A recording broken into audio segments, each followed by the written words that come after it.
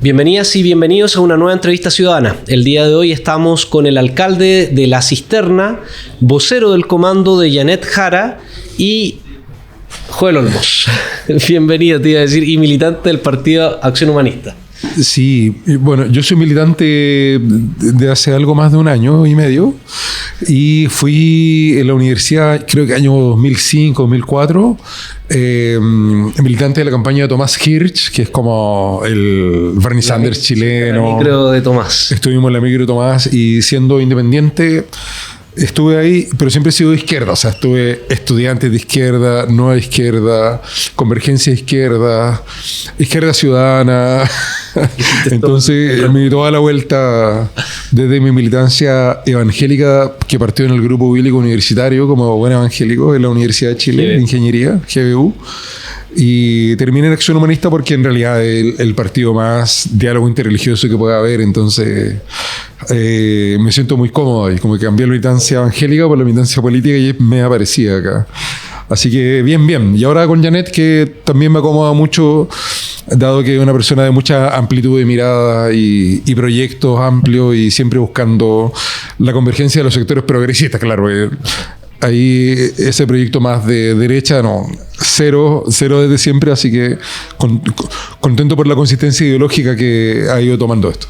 Oye, Joel, quería preguntarte cómo evalúan el debate presidencial de TVN el día domingo. ¿Cuál es el balance que realizan desde el comando de Janet Jara? Sí, pasa mucho desde una posición de liderazgo. A mí me pasó siendo candidato a la reelección en La Cisterna, que si estás arriba y eres el de turno, siempre es más fácil pegarle al que está arriba si tú estás abajo, y al final es 2 contra 1, 3 contra 1, 4 contra 1. Pero de todas maneras esto es un debate muy de guante blanco, siempre dentro del sector, en los marcos del progresismo. Nadie sale con algo tan disonante más allá de ciertos matices. Entonces, igual los que estuvimos en el debate vimos mucho fair play, y en estas posibilidades de diferenciación a veces hay algunos temas que salen medio, se le sale a uno el ADN propio, ¿cierto?, de cada partido, de cada mirada, y eso también está bien. Solo que siempre hay que conservar este concepto de proyecto amplio, que en el fondo el marco donde todos nosotros coexistimos siendo de izquierda o de centro izquierda, pero que en el fondo es lo que va a significar una primera vuelta donde ya el proyecto va a dejar de ser de Janet, del PC, Izquierda Ciudadana, Acción Humanista, sino que y no tan solo socialismo democrático, sino un proyecto del sector. Oye, ¿y cuáles crees tú que son los principales elementos que distinguen a Janet Jara de las otras candidatas a la primaria? Sí, hay un elemento personal que siempre pesa, porque en el fondo es difícil separar al candidato y su historia del proyecto, que tiene que ver con la empatía, con lo genuino que es Janet, con la experiencia de vida, ¿cierto? Que ella fue dirigente estudiantil de la USACH y que de alguna forma imprime eso en una trayectoria que es interesante pensando en la historia del Partido Comunista o de los que nos hemos mantenido más al margen de esta política mainstream, ¿cierto?, de la concertación.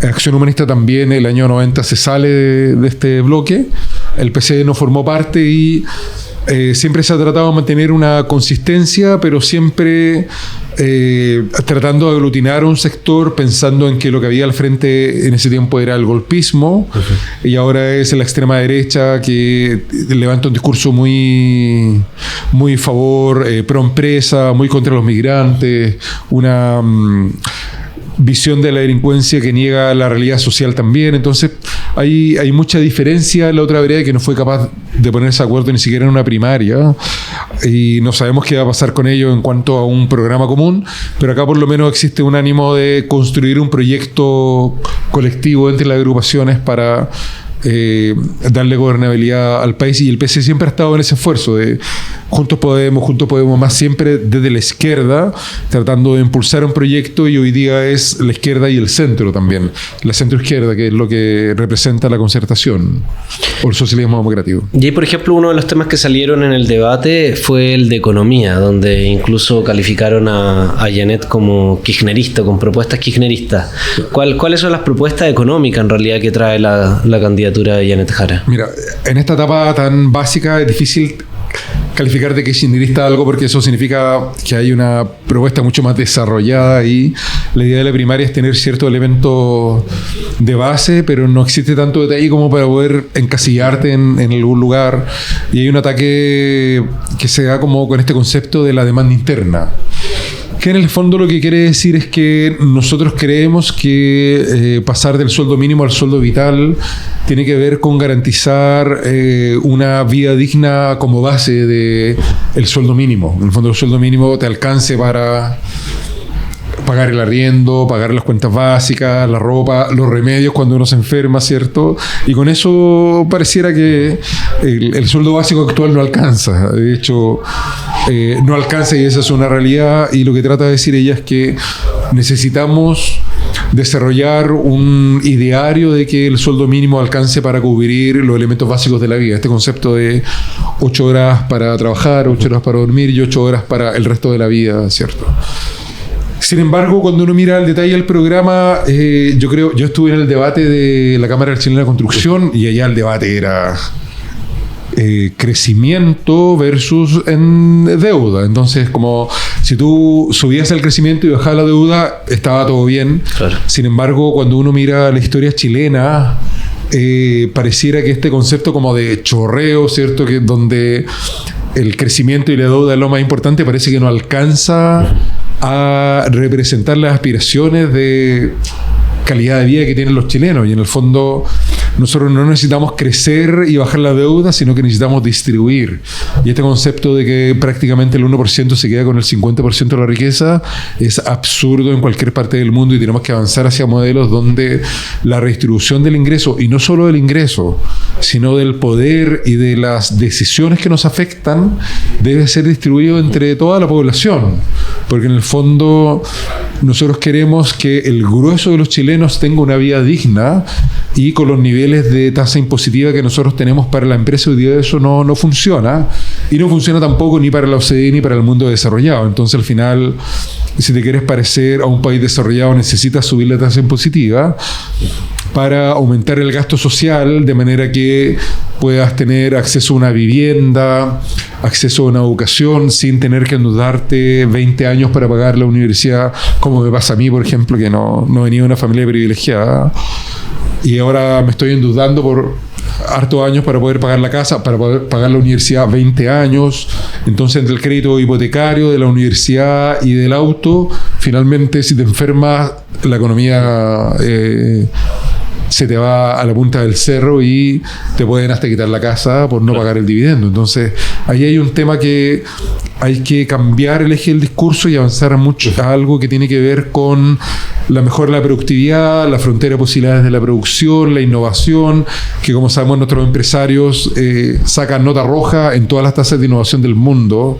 Estamos muy mal en eso, y eso no se pone en el discurso, que nuestra clase empresarial era una clase protegida desde la dictadura y que no ha tenido grandes cambios, y que se ha basado en la acumulación y el extractivismo y los privilegios políticos de los gobernantes. Entonces ahí hay un tema que no es menor.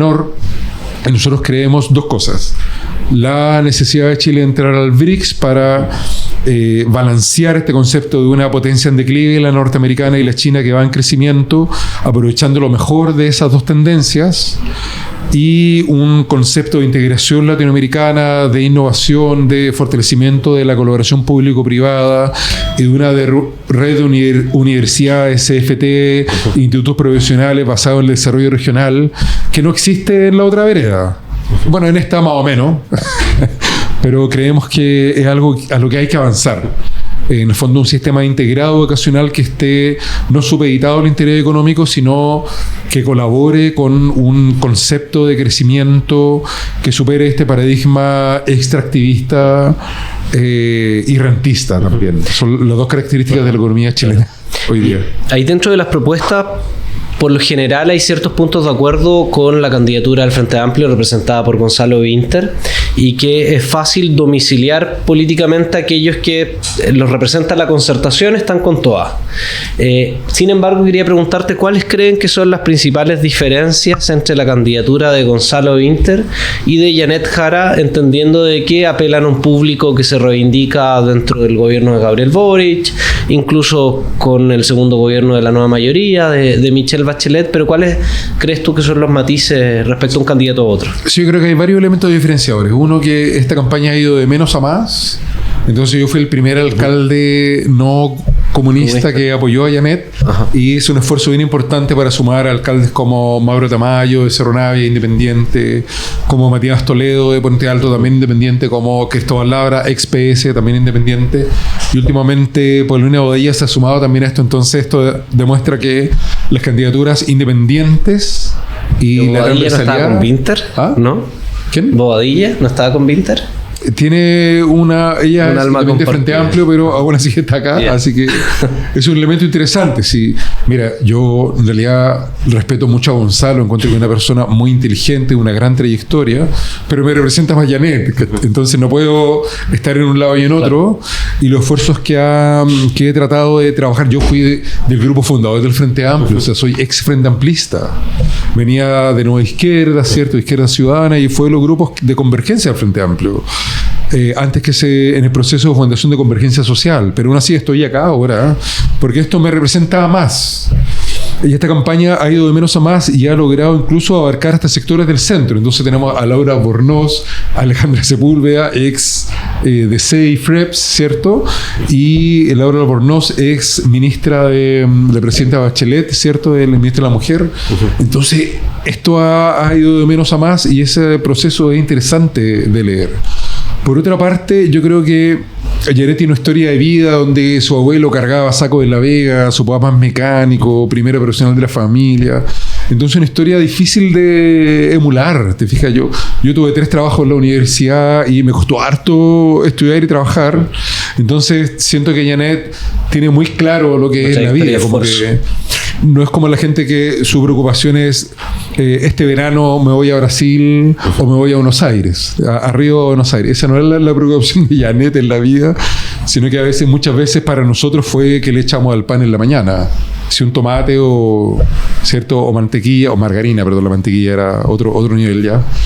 Entonces, y esas preocupaciones tienen que ver con marcar una agenda que a la gente le haga sentido. Entonces, alguien que tiene esa experiencia de vida tiene muchas más posibilidades, además de su... O sea, el origen de clase es relevante para efectos de esta elección. Marx decía composición de clase, como dices tú, pero tiene que ver también con esa empatía que ese proceso logra generar, porque tenemos a Sichel, que era pobre cuando chico, pero que finalmente se convierte en un monstruo a la derecha, diciendo que los pobres son pobres porque son flojos, ¿cierto? Que no trabajan, no se esfuerzan.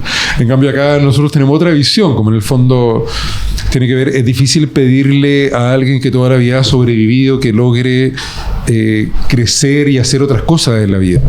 En cambio nosotros tomamos una posición más de entregar oportunidades para que las personas puedan desarrollarse y tener una vida digna y una conciencia social que les permita colaborar con sus vecinos, con su barrio, con el municipio, con el Estado, para que todos juntos podamos vivir mejor. Yo creo que eso en la candidatura de Janet está muy marcado.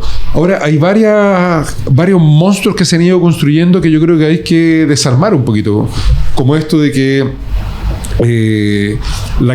Chile la gran mayoría de los chilenos no está con el Partido Comunista o no tiene liderato comunista.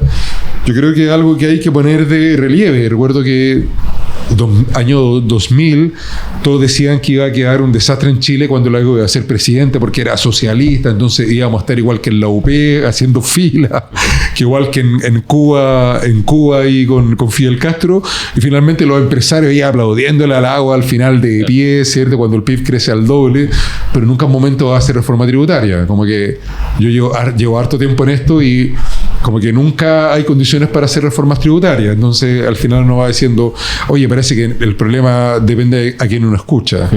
Entonces se construye este monstruo Janet del comunismo empobrecedor, y uno piensa en China y mira los trenes ahí en el aire, ¿cierto? Estas estructuras de hormigón, y dice la inteligencia artificial que está destronando a los europeos y a los gringos, ¿cierto? Y dice, chuta, parece que China en realidad no empobrece, sino que es como al revés, como que China genera riqueza, y uno automáticamente dice, esto se trata de es un modelo que uno quiere copiar y uno piensa, pero yo no quiero ser como China tampoco, quiero aprender de China este camino que ha recorrido China de relación entre el Estado y el mercado, ¿cierto? Donde el lucro parece funcional en el mercado del cemento, pero no en la educación, en la salud y en las pensiones, que son el capital social base de las sociedades. Y uno dice, yo no quiero que Chile sea como China, pero quiero aprender de China. O sea, no hay que ser tampoco tan tonto. Claro. Y uno piensa, como las palabras de Allende, un modelo de desarrollo chileno, latinoamericanista, que logre conversar con esta potencia en declive que es Estados Unidos, con China, aprender de lo mejor de las dos y crear un modelo de desarrollo propio. Y ahí yo creo que se entrelazan estas críticas es que Cuba es una dictadura y la candidata comunista tiene que decir que es una dictadura, si es que no es sincera y está mintiendo. Y uno dice, oye, en realidad uno tampoco quiere que Chile sea como Cuba. A lo mejor si copiáramos algo o aprendiéramos algo del modelo de salud cubano, nuestras comunidades estarían mejor en términos de salud, pero yo no quiero que ni Chile sea como Cuba, ni como Venezuela, ni como China, pero tampoco como Estados Unidos, ni como otros países, ¿te fijas? Entonces tenemos que ir aprendiendo, tomar lo mejor, y esta respuesta de Chile para los chilenos, ¿cierto? O este concepto latinoamericano, debe ser un concepto que prime los intereses de los aprendizajes. Nosotros miramos con mucho interés lo que pasa en México con Claudia Sheinbaum, en Brasil con Lula, en Colombia con Petro, pero no queremos copiar cosas, sino que queremos construir un proyecto que representa el progresismo, donde lo primero sea el bienestar de los chilenos, en especial de los que más lo necesitan, porque hay gente que la pasa muy mal, hay una crisis social que genera una crisis delictiva también, de la que no nos hemos hecho cargo en 40 años, y que si no logramos abordar, finalmente no van a haber cárceles que aguanten esta ola delictiva que hay. Claro. Que no tiene que ver solamente con el crimen organizado, con el narcotráfico, sino que es mucho más profunda. Tiene que ver con esta crisis espiritual de que soy capaz de matar a alguien por quitarle el celular. Claro. ¿Qué es un celular? ¿Te fijas? O por quitarte el auto. Entonces se instala un modelo de desarrollo individualista, materialista, en este concepto de las apariencias, ¿cierto? Que no tiene que ver con el desarrollo humano finalmente. Con este concepto de que tenemos que vivir, que la respuesta a esta crisis espiritual y material y hedonista es la vida en comunidad, y de cómo nosotros somos capaces de ayudarnos para vivir mejor. Y a propósito de eso, también uno de tus roles dentro del comando de Janet Jara es ser vocero desde el mundo evangélico.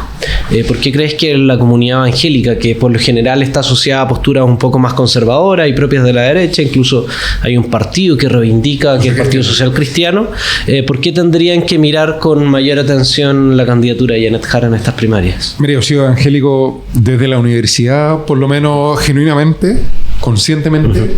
Estuve en el grupo bíblico universitario, participo en comunidades de fe y articulamos lo que se llama el Consejo de Diálogo Interreligioso en La Cisterna, que es una experiencia de diálogo interreligioso muy valorada a nivel mundial. Recibimos un reconocimiento de ADIR, Agencia de Diálogo Interreligioso, que es un organismo internacional, por esta experiencia que hemos logrado construir de vida en comunidad e integrar a las comunidades de fe a un proyecto de desarrollo social en la institucionalidad municipal. Entonces, ayer estuvimos celebrando, o sea, hoy día estuvimos izando la bandera palestina, un acto palestina el domingo, tenemos un consejo donde se integran todas las espiritualidades. Y en el fondo, como evangélicos, tenemos harto que decir. Lo hicimos antes, en la dictadura, cuando Helmut Franz, obispo luterano de la Iglesia Evangélica Luterana de Chile, defendía a los perseguidos de la dictadura. Los sacaba de Chile, los escondía porque los querían matar, ¿cierto? Estaban presos, los visitábamos en la cárcel, con FASIC, Federación de Ayuda Social de Iglesias Cristianas, con el cardenal Silva Enríquez también. Entonces, un movimiento de defensa de los derechos humanos en la época oscura de Chile, y hoy día una defensa por los derechos humanos de todas las personas migrantes, chilenas y todos los que sufren violencia. Nosotros tomamos una posición de integración, de inclusión, de sistema de protección social, de red de cuidados. de manera que el Evangelio de Cristo se encarne en un amor al prójimo que permita expresar este amor en una condición material de apoyo a esas personas que más lo necesitan. Entonces, por eso tenemos un albergue comunitario en La Cisterna, el único del sector sur de Santiago, administrado por una municipalidad para las personas en situación de calle, más Código Azul. Entonces, perfecto, hacemos esfuerzos para que este concepto evangélico logre permear la política, y tuvimos un encuentro muy importante con Janet en el cementerio general, en el patio de los disidentes, que es donde echaban a todos los que no eran católicos en ese tiempo, y que en el fondo era el único espacio que teníamos para enterrar a nuestros muertos, y un acto tremendo de discriminación cuando el Estado estaba con una iglesia, con la Iglesia Católica, que en ese tiempo era muy, muy brutal. Católico, apostólico romano. Entonces la campaña de Janet también expresa esa inclusión, una persona que tiene un liderazgo y que busca crear proyectos colectivos desde el centro hacia la izquierda para poder enfrentar esta oleada conservadora, donde hay un ideario muy particular contra los migrantes, contra los pobres, y que busca de alguna manera beneficiar a las empresas, beneficiar a los supermillonarios, a la oligarquía, para evitar que pensemos que el problema está arriba y no al lado de nosotros. En el fondo, arriba, con la distribución de la riqueza, con la distribución del poder, con la distribución de las decisiones, nos hacen creer que el venezolano que vive arrendando una pieza al lado de nuestra casa es el problema, que nos quite la pega, cuando en realidad el problema es que tenemos una tremenda riqueza que se la termina llevando BHP Billiton, ¿cierto? Las mineras extranjeras, las transnacionales extranjeras con la producción de energía, que se va para afuera, ¿cierto? Los miles de millones de dólares con la AFP, pero que acá no nos queda nada y dice, oye, el que tiene la culpa es el que está al lado tuyo y no el que está arriba tuyo. Entonces ese concepto yo creo que es algo que está calando en la política chilena, y hay cada vez más conciencia de que eso es lo que tiene que cambiar.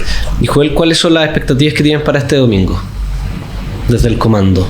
Las expectativas es que vamos a ganar con Janet. Y yo creo que es interesante estos procesos que se han dado, porque de los sectores del socialismo democrático uno escucha un discurso del estilo, mira, en realidad la concertación es lo mejor que le ha pasado a Chile estos 30 años, hemos crecido un montón, y uno empieza a mirar y dice, sí estamos de acuerdo en el grueso, pero también pasa que hay cosas que no nos gustan tanto. Mira lo que pasó con el CAE, mira lo que pasó con la AFP, que finalmente nunca hubo una AFP estatal y insistimos en este modelo privatizado. Mira lo que pasó con la educación, hoy día están rematando los colegios subvencionados y se están convirtiendo en proyectos inmobiliarios, ¿cierto? En vez de fortalecer la educación pública. Mira lo que pasó con la salud, parece que nunca construimos nuevos hospitales públicos y preferimos a los privados entregarles el negocio. Entonces hay una mirada crítica a eso y un sector que trata de decirnos como que, oye, si es que tú no estás de acuerdo con todo lo que nosotros hicimos, en realidad eres un extremista de izquierda. Y digo, mira, yo creo que hay cosas buenas que se hicieron en la concertación y cosas que no estuvieron tan bien, y eso no porque yo tenga una visión crítica de algunas partes o de algunas dimensiones de ese proceso, voy a ser un extremista de izquierda encapuchado quemando micros, ¿cierto? Entonces, en ese sentido, yo no comparto esa mirada. Creo que hay que aceptar las críticas políticas, hay que aprender de esos procesos. Por ejemplo, ¿qué pasa con la energía eléctrica? Un sistema malo, se corta el lobo a cada rato, caro, se están forrando y se están llevando la plata para afuera, ¿cierto? Y nosotros los pobres seguimos pagando, no yo necesariamente, pero vecinos, un 70% de aumento en las cuentas, cuando hoy día hay energía renovable que no tiene ningún riesgo y alguien sigue forrándose con esa plata y llevándose el bar a la casa. Entonces yo creo que hay que ser autocríticos, y por otra parte este concepto también del estilo, Janet no es la candidata que tiene mejores posibilidades en la segunda vuelta, y digo, chuta, primero gana la Janet para demostrar que son los más competitivos, claro, y después hablamos de la segunda vuelta, y parece que ahí... ¿Y crees que Janet Jara tiene condiciones para ganar una segunda vuelta presidencial? Yo creo que cualquier candidato que pase la primaria va a recibir todo el apoyo progresista y el más competitivo para pasar la segunda vuelta. Y también yo tampoco comparto esta visión de que el socialismo democrático vino a salvar este gobierno. Mira, yo en realidad entré independiente al municipio, junté mi firma ahí, notario en la feria con los vecinos, después entré a Acción Humanista en el periodo final de mi proceso, entendiendo de que necesitábamos un partido para enfrentar a la derecha, para no dispersar los votos y hacer que la derecha gane con un porcentaje bajo, sino que logramos un acuerdo con el progresismo. Pero este concepto como que el progresismo, el socialismo democrático vino a salvar el gobierno, yo creo que no es real. No es real porque yo, fui compañero en el Senado de la Universidad de Chile, dirigente estudiantil con Boric, pero yo creo que él hizo cosas que están bien y hay otras que soy crítico y tengo mis balances, pero este concepto como que el socialismo democrático vino a salvar el gobierno al final, siendo que estuvieron desde el principio con 6 ministros versus 3 del Partido Comunista, no me logra hacer sentido. Entonces yo digo, mira, no tenemos que ser tan descalificadores, tenemos que aprender de lo bueno, no cometer los errores del pasado y sobre todo mirar para el futuro, porque lo que resultó años atrás, hoy día no va a resultar, porque el mundo cambió, ahora viene la inteligencia artificial, ¿cierto? Hay mucha bibliografía sobre eso, la colaboración público-privada, la necesidad de ser competitivos en una economía globalizada, ya no exportando concentrado de cobre, sino servicios, ¿cierto? Servicios globales, valor agregado, encadenamiento productivo con las economías locales, algo que hay que empezar a darle una vuelta, y esa vuelta no es ni autoflagelante ni autocomplaciente, como era, ¿se acuerdan de los periodos de la concertación? Que era la discusión. Ahora que es Janet Jara. Ahora Janet Jara mira el futuro y un elemento de diferenciación de esta campaña es que partimos nosotros, ahora está, Matías, Labra, Tamayo, Paulina Bobadilla.